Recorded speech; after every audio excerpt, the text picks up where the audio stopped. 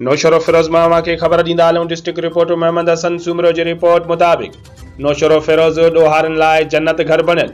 ठारू शाह भरिसां दरबेलो वेझो केला मोरी पिकट खां पुलिस ऐं चोरनि में मुक़ाबिलो। हिकु पुलिस एहलकार जाबिर राजपूत शहीद ऐं हिकु एहलकार सुधीर लारक ज़ख़्मी।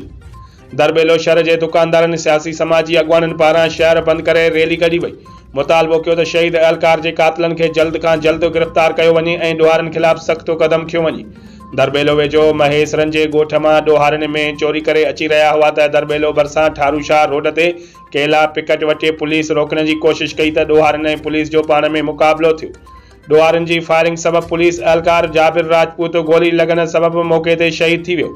हिकु एहलकार सुधीर लारक ज़ख़्मी थी पियो जॾहिं त शहीद एहलकार ऐं ज़ख़्मी एहलकार खे ठारू शाह अस्पताल पहुचायो वियो।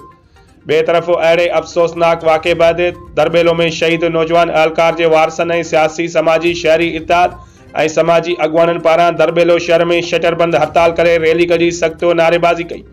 अॻवाननि जो चवणु हो त पूरो ज़िलो नौशरो फिरोज़ बदमनीअ जे वर चढ़ी वियो आहे। इलाइक़े वासी रातियूं जागण ते मजबूर आहिनि।